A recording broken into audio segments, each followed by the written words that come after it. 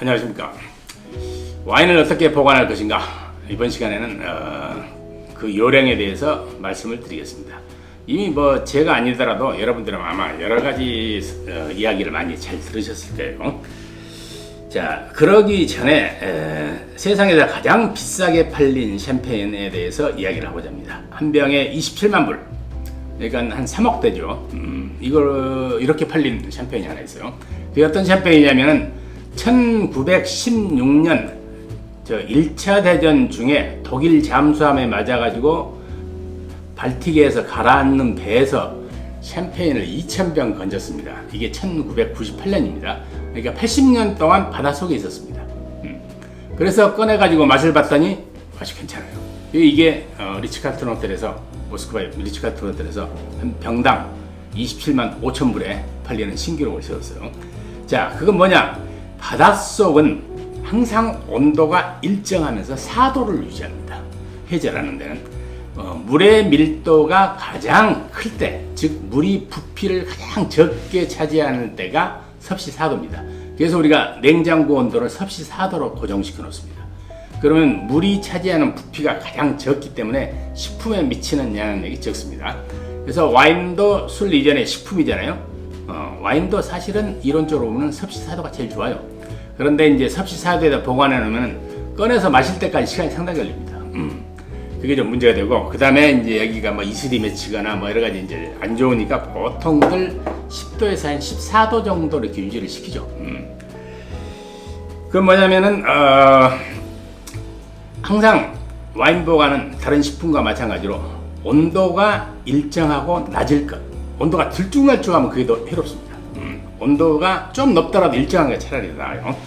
그 다음에 이제 습도에 대해서 상당히 중요시 생각을 많이들 하는데, 습도는 60도 내지 80% 정도가 적합한데, 우리나라에서는 연중 사시사철 이 정도 됩니다. 아주 극지방이라든지 열대지방이나 저쪽 사막, 이런 아주 악조건에서는 습도가 중요하지만, 사실 이렇게 뚜껑이 코르크가 닫혀 있으면은 이쪽에 물로 돼 있으니까 습도의 영향력을 안 받습니다. 그런데 이제 와인 셀러를 팔려면은 습도 조절도 한다 해야 좀 잘 팔리기도 하죠. 그래서 우리나라 정도의 기후에서는 습도 별로 상관없습니다. 그 다음에가 이제 진동인데, 진동은 아직까지 과학적으로 확실하게 밝혀진 바는 없습니다. 그래서 진동이라는 뭐냐면은 냉장고 정도에서 약간 이제 모터가 돌아가면서 컴프레셔 때문에 짜디디디디 하는 정도의 진동을 이야기해요. 흔드는 건 아닙니다. 모든 것을 흔들면 흔들수록 반응은 빨라지죠.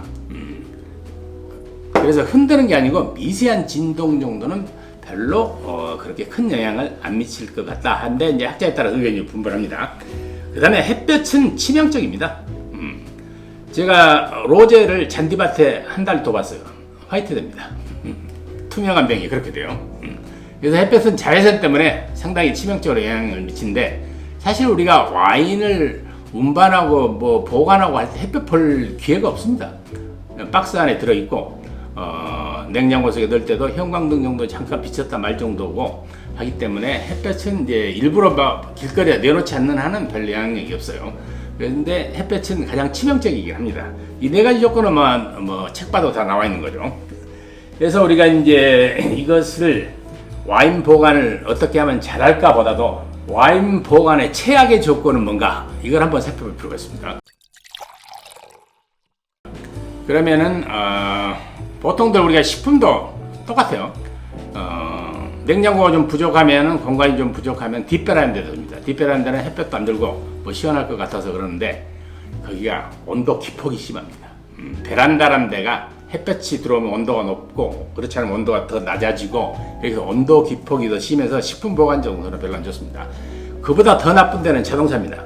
환절기 때는 우리는 낮에 에어컨 들었다 밤에 히터 쓸 때도 있어요. 그 정도로 자동차라는 게 온도가 들쭉날쭉합니다. 거기다 진동이 아니고 흔들어 주는 데는 또 끝내줍니다. 그래서 이 좋은 와인을 자동차에 가지고 다니는 분들은 잠깐 운반하는 거야 괜찮지만은, 넣어놓고 며칠 몇 달 이렇게 두는 사람들도 있긴 있어요. 그러면 가장 먼저 와인 맛이 상하게 됩니다. 이걸 이제 거꾸로 이렇게 생각을 해보면은 최악의 조건이 자동차다. 그것은 이제 방금 했던 이런 온도에 따라서 온도의 변화 이게 다 되는데 사실 우리가 온도계라는 게 있잖아요. 온도계라는 게 알코올 온도계가 많습니다. 왜 알코올 온도계를 쓰냐? 알코올은 온도에 따라서 부피 팽창이 되게 심해요. 그렇기 때문에 그걸 미세한 관에다가 색깔 넣어가지고 빨갛게 만들어서 알코올 온도계를 만듭니다. 와인은 12도 내지 13%, 14% 정도의 알코올이 있습니다. 이것도 온도에 따라서 부피 차이가 심해요. 이건 이제 와인스쿨에서 직접 해본 겁니다. 자, 여름날 서울 시내 온도가 30도일 경우에 컨테이너 박스 안의 온도는 한 60도까지 올라갑니다. 그리고 자동차 계기판은 한 90도까지 올라가요. 그래서 온도가 올라가면은 와인 부피가 늘어납니다. 지금 이게 14도대 여기면은 60도면 여기까지 올라갑니다. 이건 일일이 온도 올라가면서 체크를 한 겁니다. 그러면은 이게 온도가 올라가면 부피가 팽창하면은 이 안에 압이 세지죠. 거기다가 또 이제 밤에 온도가 내려가면 내려갔다가 이게 코르크를 밀었다가 당겼다 밀었다 당겼다 이렇게 반복을 하다 보면 이게 아무래도 밀봉력이 약해지죠. 코르크가 반드시 잘 들어가 있을 경우에는 별 문제가 없는데 약간만 비틀어서 들어가면 옆으로 셉니다.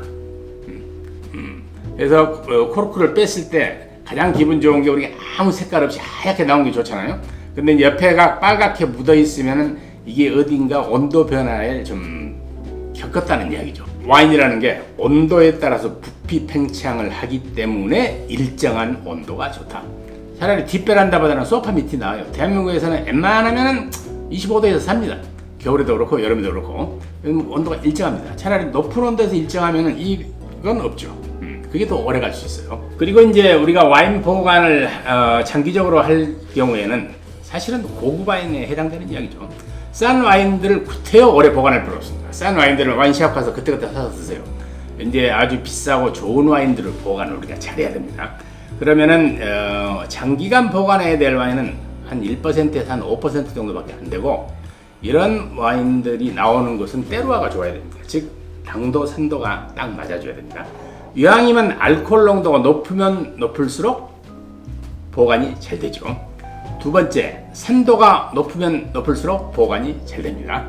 특히 산도 중에서 이제 pH 수치가 낮을수록 좋죠. 근데 이제 pH 수치가 3.0 이하로 떨어지면 셔서 못 먹습니다. 그래서 신맛이 강한 독일 와인들이 오래가는 이유가 독일의 화이트 와인 제가 한 50년 된 거 마셔봤어요. 아무 지장 없습니다. 그냥 pH가 한 2.9, 3.0 이 정도 되면은 별 문제가 없어요. 그러니까 독일 와인들을 좀 달게 만들어 놓는 게 많습니다. 요즘 이제 드라이도 많이 나오지만 이런 식으로 알코올 농도가 높고 산도가 높은 와인. 그리고 이제 레드 와인의 경우에는 타닌이 많을수록 와인이 오래갑니다. 즉 떫은 맛이 많을수록 이 떫은 맛이 폴리페놀 성분인데 이게 항산화 작용을 하기 때문에 산화를 방지시켜 주잖아요. 그리고 이제 하나 더 한다면은 매그넘 사이즈의 와인이 더 좋다. 자, 그러면 이제 원리를 한번 설명해 보겠습니다. 자, 이게 병이 세 가지가 있습니다. 이게 우리가 이제 흔히 하는 750ml, 이건 1500ml, 이건 375ml입니다.